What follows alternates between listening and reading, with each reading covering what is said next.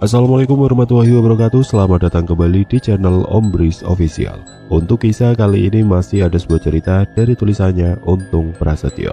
Dan untuk kisah yang akan saya bawakan kali ini, sebuah kisah yang berjudul Masuk ke Alam Gaib Alas Roban. Dan sebelum kita lanjut ke ceritanya, tekan dulu tombol like video ini dan jangan lupa tekan juga tombol subscribe channel ini. Nyalakan juga lonceng notifikasinya agar tidak ketinggalan cerita-cerita lainnya dari channel ini. Teman-teman juga bisa mampir ke channel YouTube-nya penulis yang nanti linknya akan saya sertakan di kolom deskripsi. Dan seperti apa untuk kisah kali ini, langsung saja kita masuk ke ceritanya.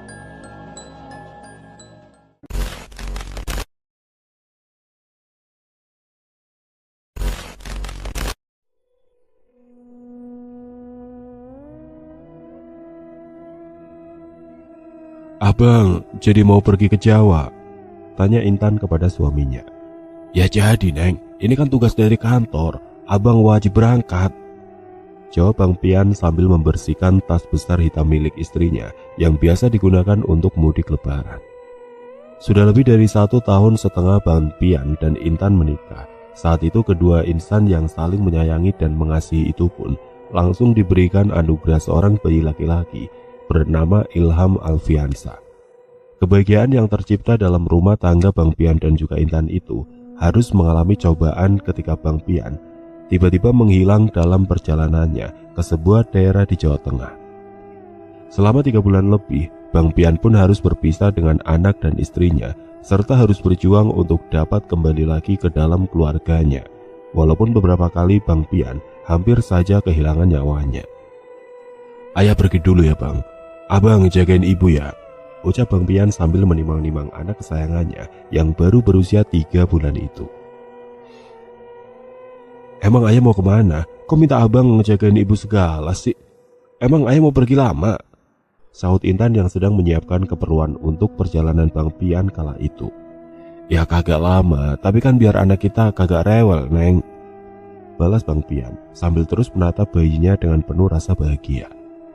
Keesokan harinya, mobil kijang kapsul yang sudah berisi 4 orang di dalamnya pun datang untuk menjemput Bang Pian. Bang Pian yang sudah siap untuk berangkat bekerja pun sempat dibuat ragu ketika bayinya terus menangis, seolah-olah tidak mengizinkan Bang Pian untuk pergi kala itu. Tapi Intan yang memiliki sifat dewasa pun terus meyakinkan Bang Pian untuk segera berangkat, karena tidak enak jika teman-teman terlalu lama menunggu. "Perasaan abang kok jadi kagak enak ya, Neng?" ucap Bang Pian sambil menatap bayinya yang berada dalam gendongan Intan. "Bismillah aja Bang, semoga semua baik-baik saja. Abang selamat sampai tujuan dan anak kita nggak rewel. Lagian kan ada ibu, jadi insya Allah aman Bang," balas Intan yang terus meyakinkan dan menyemangati Bang Pian. Dengan perasaan resah bercampur gelisah, Bang Pian pun akhirnya berangkat meninggalkan Intan dan bayinya serta ibu mertuanya. Hal itu harus dilakukan Bang Pian karena saat itu dia menjadi seorang penting dalam sebuah tim yang akan melakukan survei lahan yang akan dibeli oleh perusahaan tempatnya bekerja. Bang Pian yang saat itu menjadi kepala keamanan di perusahaan tempatnya bekerja pun harus ikut mengawal supervisor dan juga petinggi di perusahaan tempatnya bekerja. Karena menurut informasi yang didapat dari salah satu sumber terpercaya yang juga menjadi bagian dari tim tersebut, memberitahukan jika tempat yang akan mereka kunjungi merupakan daerah Wingit yang masih menyimpan banyak misteri.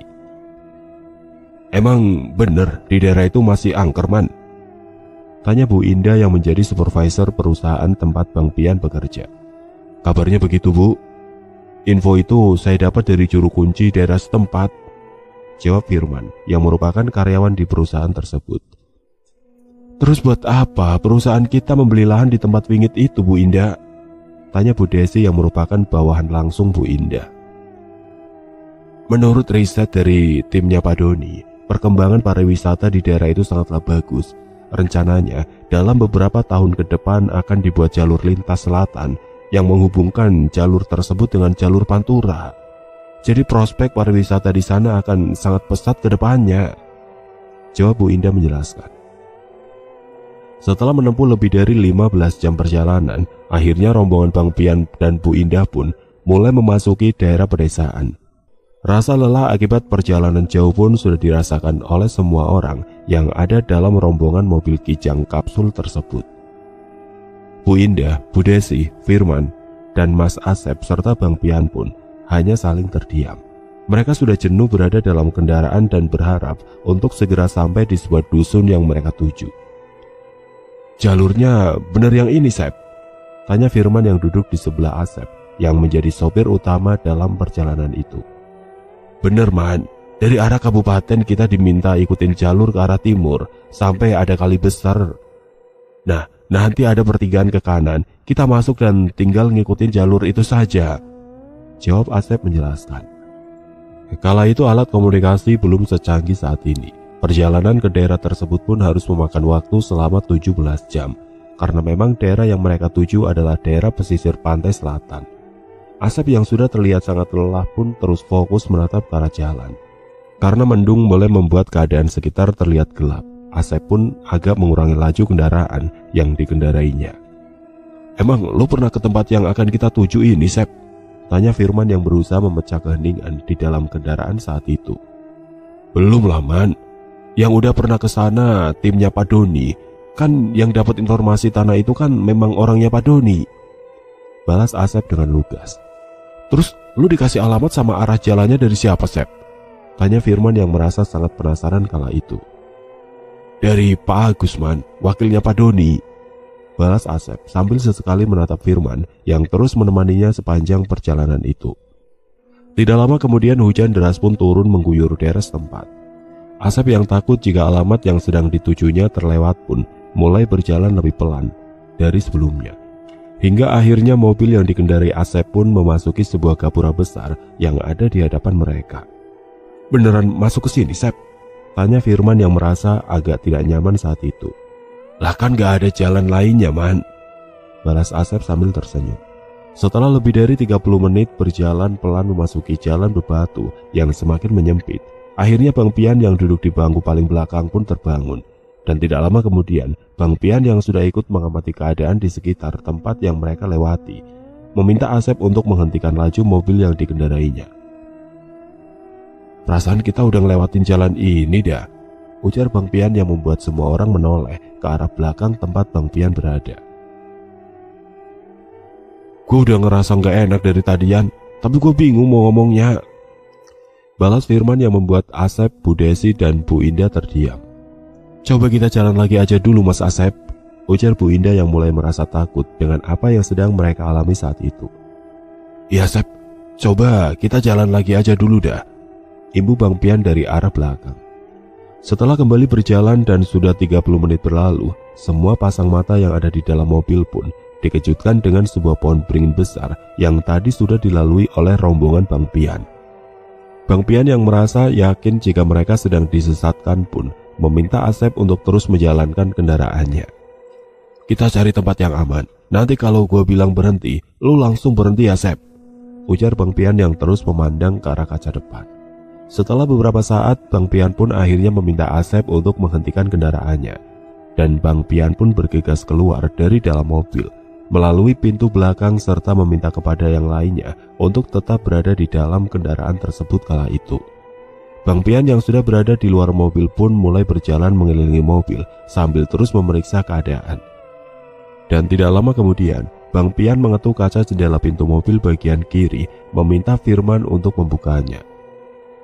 "Terus berdoa ya, saat ini kita lagi ada di alam lain," ujar Bang Pian sambil terus mengedarkan pandangannya ke sekitar.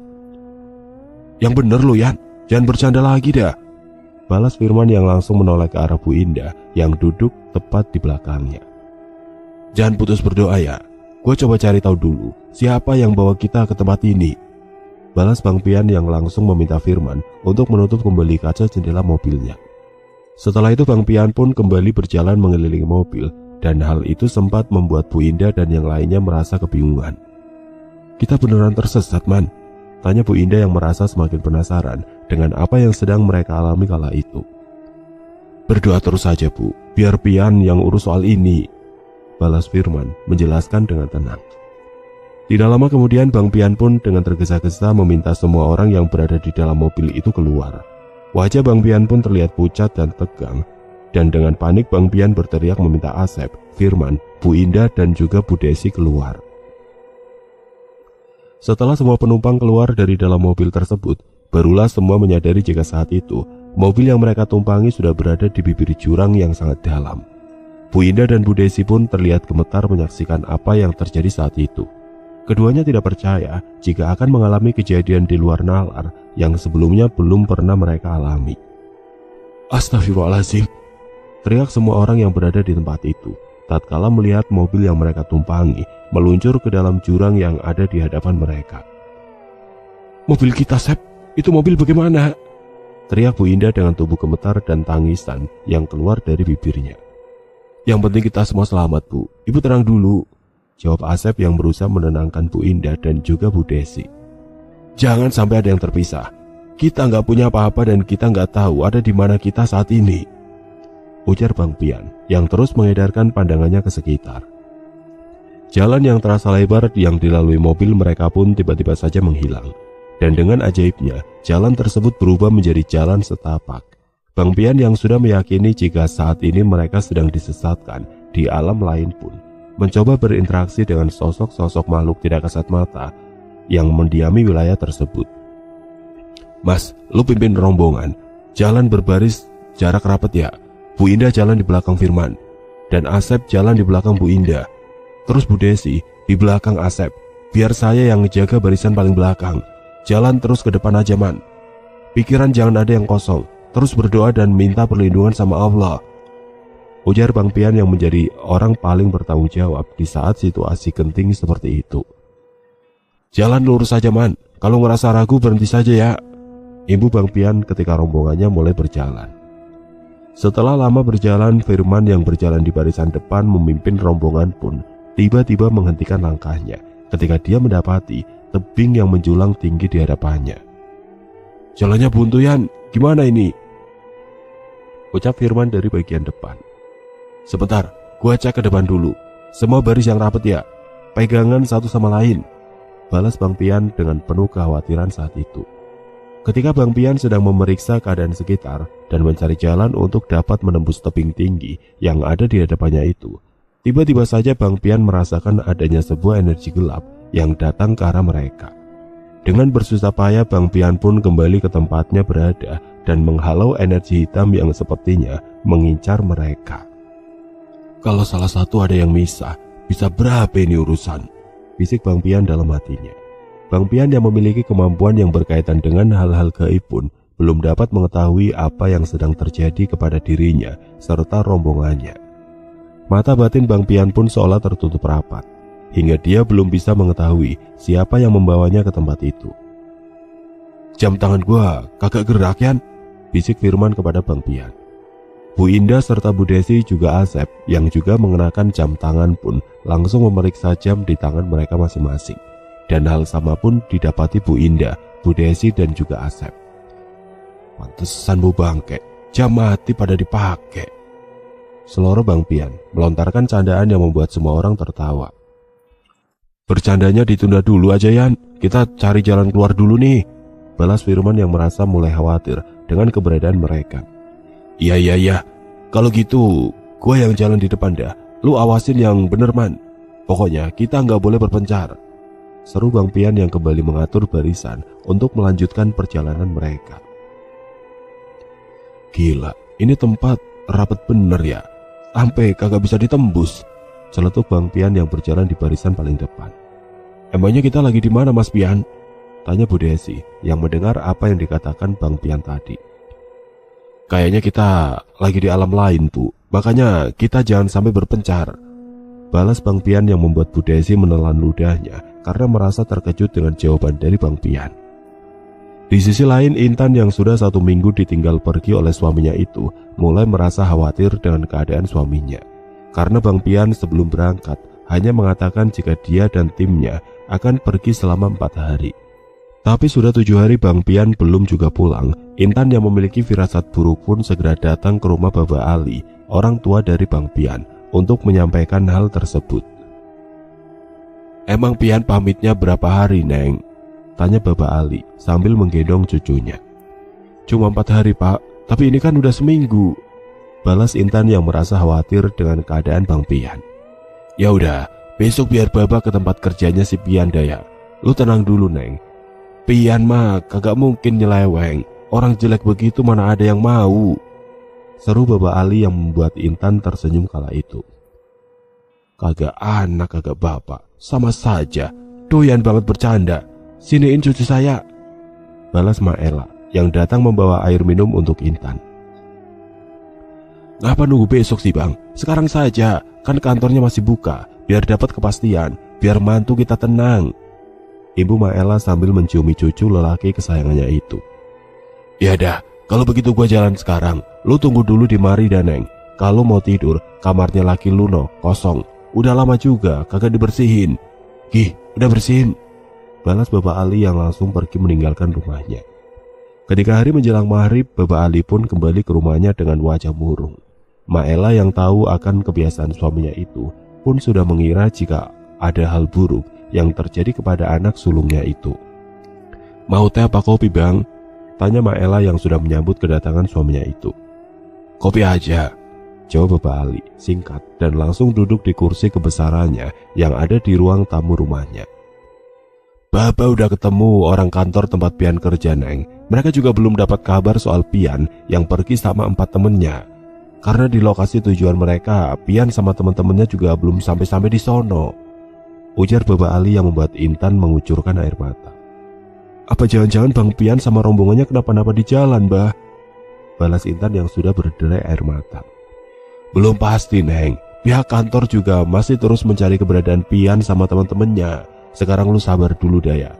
Kita berdoa sama-sama. Minta yang terbaik buat Pian sama Allah, balas Bapak Ali lagi. Di tempatnya berada Bang Pian dan rombongannya yang terus berjalan mencari jalan keluar dari tempat mereka berada, mulai merasakan kejenuhan. Suasana di tempat itu tidak berubah sama sekali. Warna langit yang terus kelabu dan jalan di sekitar mereka yang tidak berubah membuat Bang Pian dan yang lainnya mulai dibuat kesal. Kagak capek, kagak haus, kagak lapar, padahal kita udah jalan jauh loh ini, seru Firman yang ada di barisan paling belakang. Sebentar lagi kayaknya langit akan berubah gelap. Sekarang kita duduk saja dulu ya. Kita tunggu sampai malam datang, balas Bang Pian yang langsung duduk di pinggir jalan setapak yang dilaluinya itu. Man, Sep, tolong jaga yang Bu Indah sama Bu Desi ya. Gua mau coba bersikir dulu. Mudah-mudahan ada pencerahan dari apa yang kita alami saat ini. Ingat, jangan sampai ada yang berpencar ya. Ibu Bang Pian yang langsung mengambil posisi duduk bersila saat itu. Man, bukannya Bang Pian itu orang pinter ya, tapi kelihatannya ilmunya nggak bisa digunain di tempat ini, bisik Asep kepada Firman. Yang gue tahu sih begitu. Mungkin kalau kita nggak jalan sama dia, nasib kita bisa lebih apes dari saat ini, balas Firman sambil menatap Bang Pian yang sedang khusyuk bersikir. Firman yang sudah lama mengenal Bang Pian tahu jika Bang Pian memiliki kelebihan yang jarang dimiliki oleh orang lain. Firman juga pernah menjadi saksi mata di mana Bang Pian mengusir sosok-sosok makhluk gaib yang bersarang di basement kantornya. Saat itu Bang Pian masih menjadi security baru di sana, hingga akhirnya Bang Pian diangkat menjadi kepala keamanan bersama Pak Bayu dan juga Pak Ujang dari Polsek setempat. Tidak lama setelah perbincangan antara Firman dan Asep, Bang Pian pun terlihat membuka kedua matanya. Wajahnya terlihat lesu dan tergambar rasa sedih di wajahnya akan keadaannya saat itu. Gimana Yan? Tanya Firman perlahan. Kita bukan di dunia kita lagi man, kita nyasar ke alam gaib ini, jawab Bang Pian sambil mengusap wajahnya. Astagfirullahaladzim, terus nasib kita gimana Mas Pian? Seru Bu Indah yang sangat terkejut mendengar apa yang baru saja diucapkan oleh Bang Pian. Insya Allah kita bisa keluar dari tempat ini Bu. Semua jangan putus berdoa ya. Terus beristighfar atau bersolawat dalam hati. Semoga di depan sana ada jalan untuk kita keluar dari tempat ini, balas Bang Pian yang langsung berdiri dari tempat duduknya. Sementara itu di rumah Bapak Ali kesedihan pun makin terasa. Intan yang masih berada di rumah Bapak Ali terus menunggu kedatangan suaminya yang sudah 1 bulan lamanya pergi meninggalkannya dan juga buah hatinya. Bapak Ali yang terus mencari cara untuk dapat menemukan Bang Pian pun akhirnya mendatangi rumah orang tua Ardi. Bapak Ali pun menceritakan apa yang terjadi kepada Bang Pian dan berharap Ardi dapat membantunya dalam mencari keberadaan Bang Pian kala itu. Ayo dah bang, kita ke wartel, kita telepon ke pesantrennya Ardi. Entar abang sendiri ya yang jelasin ke Ardi, ujar Pak Junaidi yang membuat Baba Ali merasa mendapat harapan baru kala itu. Setelah dapat berbincang melalui sambungan telepon dengan Ardi, Baba Ali pun kembali ke rumah Pak Junaidi sebelum dia kembali pulang. Yang sabar ya Neng, Baba udah coba hubungi Ardi tadi. Insya Allah dia mau bantu buat nyari Pian sama temen-temennya. Sekarang lu yang tabah ya, berdoa minta keselamatan buat laki lu, ujar Baba Ali yang membuat Intan merasa lebih baik. Intan yang tahu dengan siapa Ardi yang sebenarnya mulai merasa tenang. Karena Bang Pian telah banyak melewati hal-hal di luar nalar manusia bersama Ardi, dan bahkan Bang Pian sudah menganggap Ardi sebagai adik kandungnya sendiri. Langit kelabu di tempat Bang Pian dan teman-temannya berada perlahan berubah menghitam yang menandakan waktu telah berganti dari siang menjadi malam. Walaupun semua orang termasuk Bang Pian masih dapat melihat dengan jelas, tapi Bang Pian yakin di alam itu telah terjadi pergantian waktu. Suasana tenang dan sunyi pun seketika berubah mencekam ketika Bu Indah melihat ada bola api besar yang melesat dengan cepat di atas kepalanya. Karena merasa ketakutan, Bu Indah pun meminta kepada Bang Pian untuk kembali berhenti di jalan setapak yang sedang mereka lalui itu. Bola api yang tadinya hanya dilihat oleh Bu Indah kini muncul kembali dan terbang semakin tinggi. Bang Pian, Firman dan Asep pun mulai bersiaga menjaga Bu Indah dan Bu Desi yang mulai gemetar ketakutan. Itu makhluk apaan ya? Tanya Firman sambil terus menatap bola api yang terbang melayang itu. Kalau adanya di dunia nyata, itu namanya banaspati, tapi gua belum tahu pasti itu makhluk apa, balas Bang Pian yang masih menatap tajam bola api tersebut. Lu kagak punya senjata pusaka apa gitu Yan? Biar kita cepat keluar dari tempat ini, tanya Firman yang membuat Bang Pian berpikir sejenak. Astagfirullahaladzim, gua punya, cuma tempatnya jauh, coba gua panggil dulu ya, mudah-mudahan dia mau datang kemari, jawab Bang Pian yang membuat Firman menghela nafas panjang sambil menggelengkan kepalanya. Ada gitu, orang sakti PA kayak lu Yan, gerutu Firman sambil terus menatap Bang Pian. Tidak lama berselang Bang Pian pun kembali membuka matanya sambil menggelengkan kepalanya. Dia merasa bingung dengan keadaan yang menimpanya saat itu, hingga membuat Bang Pian merasa semakin kesal. Bener dah, gua kayak orang bego di sini. Apa yang gua bisa, kagak ada pengaruhnya di tempat ini. Benar-benar jin hebat yang ngurung kita ini, ujar Bang Pian yang merasa kecewa dengan dirinya sendiri. Ya sehebat-hebatnya makhluk, masih hebat Allah yang Maha Pencipta Yan. Lu gak boleh nyerah begitu, balas Firman yang dengan seketika membuat Bang Pian tersadar. Astagfirullahaladzim, ya Allah, ampuni saya, ampuni atas kebodohan saya ini ya Rob, ujar Bang Pian sambil terus mengusap wajahnya. Mulai kena penyakit lama lagi dah, makanya bang, goblok jangan dipelihara, ujar suara yang hanya didengar oleh Bang Pian. Alhamdulillah bontot, lu tahu gue di sini. Alhamdulillah, tolong bantu gue sama teman-teman gue keluar dari tempat ini ya, ujar Bang Pian yang membuat semua orang merasa heran dengan apa yang baru saja diucapkan kala itu. Bukan PA lagi man, Bang Pian udah mulai gila itu, bisik Asep yang membuat Firman tertawa.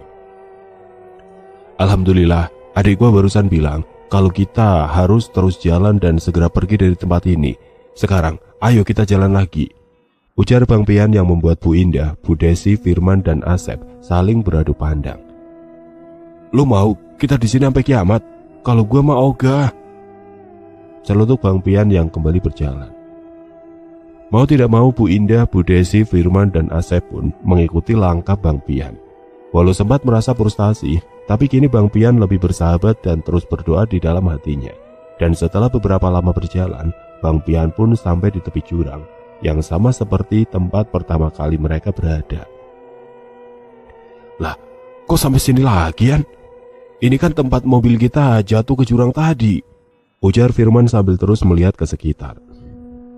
Bang Pian yang terlihat sedang mengawasi keadaan di sekitarnya pun tidak menjawab apa yang dikatakan oleh Firman, karena Bang Pian pun mulai merasakan adanya energi hitam di sekitarnya yang menjadi kubah penutup tempat Bang Pian berada. Bismillahirrahmanirrahim.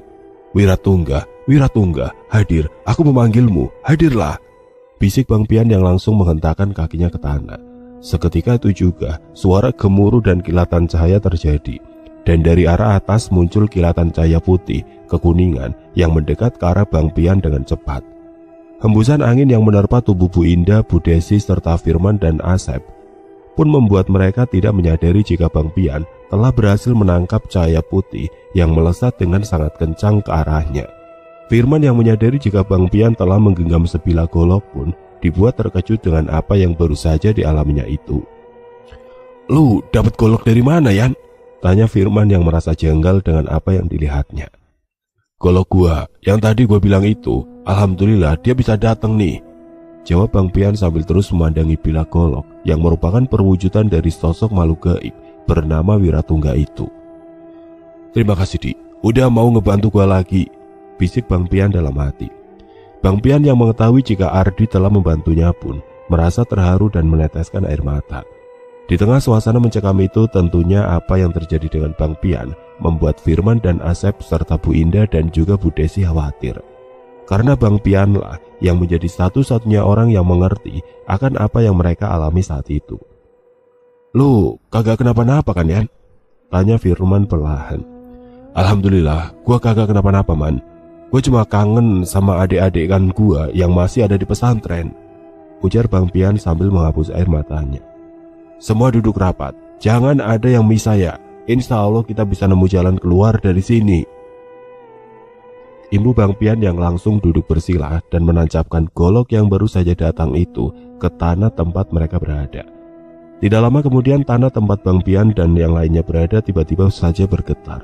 Suara gemeretak pun mulai terdengar seperti suara benda pecah yang sedang mengalami proses peretakan. Dan setelah tanah berhenti bergetar, tiba-tiba saja muncul sosok makhluk bertubuh besar yang tingginya setara tinggi pohon kelapa. Sosok itu memandang tajam ke arah Bang Pian dan teman-temannya berada, seperti sedang memandang mangsa yang siap disantapnya. Bang Pian yang tidak ingin Firman, Asep dan juga Bu Indah serta Bu Desi melihat makhluk gaib yang belum pernah mereka lihat itu, memilih untuk membuat mereka tidak sadarkan diri. Rasa kantuk yang dirasakan Firman dan yang lainnya pun dengan sekejap membuat mereka tidak sadarkan diri. "Apa yang akan kau lakukan, wahai manusia?" tanya sosok makhluk bertubuh tinggi besar seperti raksasa itu. "Kembali ke alam kami," jawab Bang Pian, singkat dengan wajah murka. "Susah payah aku membawa kalian ke alam ini untuk aku jadikan makanan, dan sekarang kau ingin kembali ke duniamu," balas sosok makhluk gaib tersebut. Karena merasa sudah sangat kesal dengan sosok yang telah menyesatkan dirinya dan juga kawan-kawannya itu, Bang Pian pun langsung mengelempar golok sakti Wiratungga ke arah makhluk gaib tersebut. Dan sebelum berubah menjadi sosok pemuda bertubuh kekar, golok Wiratungga pun terbelah menjadi dua, dan salah satunya pun langsung berubah wujud ke manusia. Di rumah Bapak Ali, pengajian pun sudah digelar selama 7 hari. Hal itu dilakukan Bapak Ali sesuai permintaan Ardi, yang saat itu mengira Bang Pian masih hidup tapi tidak di alam nyata. Pada malam terakhir pengajian pun semua keluarga sudah mengikhlaskan jika Bang Pian harus pergi untuk selamanya. Hanya saja mereka masih berharap untuk dapat menemukan jasad Bang Pian dan dapat menguburkannya dengan layak. "Ya Allah, izinkan kami semua kembali dalam keadaan selamat," bisik Bang Pian dalam hatinya. Doa Bang Pian pun seperti langsung dijawab oleh sang penguasa alam semesta. Tiba-tiba saja di samping kanan dan kiri tubuhnya berdiri dua sosok yang sudah tidak asing bagi Bang Pian. Ya, sosok Ardi yang sedang meraga sukma pun datang bersama kakek Abdul untuk membantu Bang Pian keluar dari alam gaib yang berada di kawasan alas roban tersebut. "Abang udah pada dikirimin Fatihah sama Yasin tuh Bang," ujar Ardi sambil memeluk sahabatnya itu. "Lah, emang gua udah kok, itu sembarangan aja lu," balas Bang Pian yang merasa terkejut. "Udah hampir 2 bulan abang hilang, orang-orang ngira abang udah tamat riwayatnya," balas Ardi sambil tertawa. "Tapi gua masih hidup kan ya? Anak gua masih bayi, Dik, ya Allah," ujar Bang Pian yang seketika merasa sedih karena mengingat anaknya yang masih berusia bulanan itu. Ardi hanya tersenyum lalu melesat menyusul kakek Abdul yang sudah terlibat pertarungan gaib dengan sosok makhluk bertubuh raksasa itu. Tapi tidak lama kemudian Ardi kembali dan meminta Bang Pian untuk membangunkan teman-temannya agar dia bisa mengantar Bang Pian keluar dari alam gaib alas roban tersebut. "Ayo bangun, mau pada pulang kagak nih? Seru Bang Pian yang membuat Bu Indah, Bu Desi, Firman dan juga Asep terkejut. Ayo buruan, kita jalan ke arah sono noh. Ikutin itu adik saya yang udah nungguin kita. Ibu Bang Pian yang merasa sudah tidak sabar kala itu.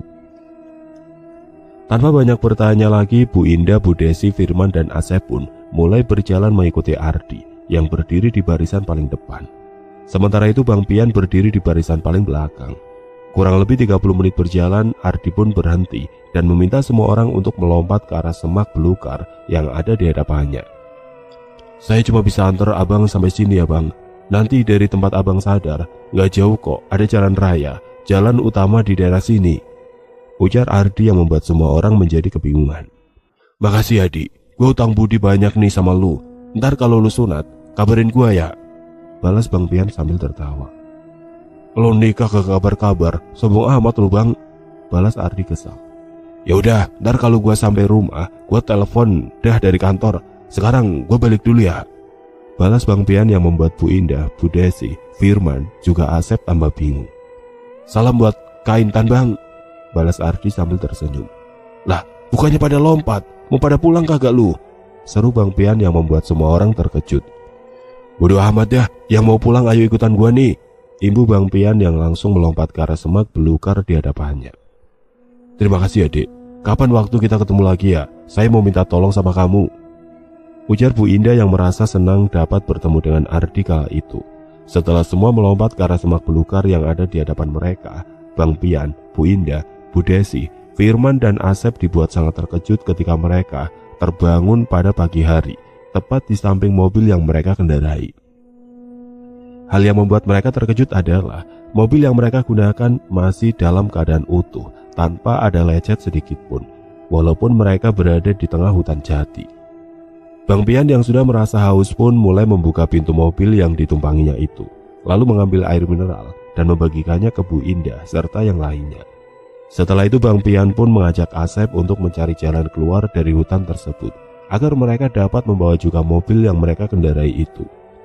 Setelah setengah jam berlalu, Asep pun masuk ke dalam mobilnya dan mulai menyalakan mesin mobil tersebut. Semua tampak normal dan tidak ada kendala apapun pagi itu. Bang Pian dan yang lainnya pun langsung bahu-membahu untuk mengeluarkan mobil yang mereka kendarai itu dari dalam hutan. Hingga akhirnya ada beberapa warga yang sedang mencari kayu bakar bertemu dengan Bang Pian yang akhirnya ikut membantu evakuasi mobil yang mereka kendarai itu. Udah biarin aja. Timbang lecet ini, yang penting kita semua selamat. Seletuk Bang Pian yang ikut mengatur arah mobil yang dikendarai Asep itu. Setelah dapat melewati jalan terjal dan menerobos pepohonan jati, akhirnya Bang Pian dan rombongannya yang juga dibantu oleh warga sekitar dapat kembali ke jalan raya yang berada di sekitar hutan tersebut. Alas Roban adalah sebuah tempat yang dipenuhi misteri dan sudah terkenal akan keangkerannya. Kita langsung ke kantor ya, kita harus jelaskan ke atasan kita apa yang sebenarnya terjadi pada kita semua. Ujar Bu Indah yang merupakan petinggi dari perusahaan tempat Bang Pian bekerja. Sambutan hangat pun didapati Bang Pian, Bu Indah, Bu Desi, Firman serta Asep. Tangis bahagia pun tumpah ketika semua orang yang mengira jika Bu Indah dan yang lainnya telah meninggal dapat kembali bertemu satu sama lainnya. Setelah menjelaskan apa yang terjadi, Bang Pian pun langsung diantar pulang oleh sopir kantor serta beberapa karyawan lainnya. Begitu juga dengan Bu Indah, Bu Desi, Firman dan juga Asep. Sesampainya di rumah Bapak Ali, tangis haru pun kembali pecah ketika Bang Pian tiba-tiba saja mengucap salam di depan pintu rumahnya itu. Intan yang merasa tidak percaya dengan kembalinya Bang Pian pun menangis bahagia dan langsung menghambur ke pelukan suaminya itu. Begitu juga dengan Maela dan Bapak Ali. Keduanya tidak percaya jika Bang Pian kembali pulang dalam keadaan sehat walafiat tanpa kurang satu apapun. Ya Allah Yan, rambut lu gondrong lagi aja. Emang di sono kagak ada tukang cukur? Ujar Bapak Ali yang seketika membuat orang-orang tertawa. Mulain dah, mulain. Anaknya pulang bukannya seneng, malah dikata-katain. Nih, bentar lagi saya dikata Tarsan nih sama aki-aki. Balas Bang Pian sambil memeluk erat Bapak Ali. Bau lu Yan, udah 2 bulan kagak mandi, emang di sono kagak ada kali? Ujar Bapak Ali sambil melepas pelukan Bang Pian. Kali maya bah, orang kita cuma sehari semalam di sono, Apanya yang 2 bulan sih? Balas Bang Pian sambil mempersilahkan teman kantornya untuk duduk. Maklumin dah ya, bapak saya emang begini nih, orangnya humoris, seru Bang Pian kepada 3 teman kantornya itu. Apaan Yan? Lu bilang cuma sehari semalam. Geblek, lu pergi udah hampir 2 bulan Yan. No, tanya sama bini lu tuh. Seloro Bapak Ali yang heran dengan apa yang disampaikan Bang Pian tadi. Iya bang, abang udah lama perginya, hampir 2 bulan lah, seru salah seorang teman kantor yang mengantar Bang Pian pulang. Lah, tadi waktu di kantor kagak ada yang bilang kalau kita hilang 2 bulan. Iya bang, kita takut abang sama yang lainnya shock mendengar kenyataan itu, balas teman sekantor Bang Pian lagi. Anak saya mah udah biasa hilang-hilangan bang, tapi emang ini nih yang agak lama ngilangnya, seru Bapak Ali yang laki-laki membuat semua orang tertawa. Setelah pihak kantor menjelaskan kepada keluarga Bang Pian terkait hal di luar teknis yang terjadi kepada Bang Pian dan yang lainnya, pihak kantor tempat Bang Pian bekerja pun akan memberi ganti rugi serta gaji dan tunjangan untuk semua yang mengalami kejadian ganjil itu. Walaupun tidak dapat dijelaskan dengan logika, tapi semua kejadian yang menimpa Bang Pian itu memang benar terjadi. Keesokan harinya Bang Pian pun terlihat sedang menggendong buah hatinya bersama Intan. Bang Pian pun menceritakan kejadian apa saja yang menimpanya saat itu. Tidak lupa juga Bang Pian menceritakan kepada Intan tentang Ardi yang kembali datang untuk membantunya keluar dari alam gaib yang berada di tengah alas roban tersebut.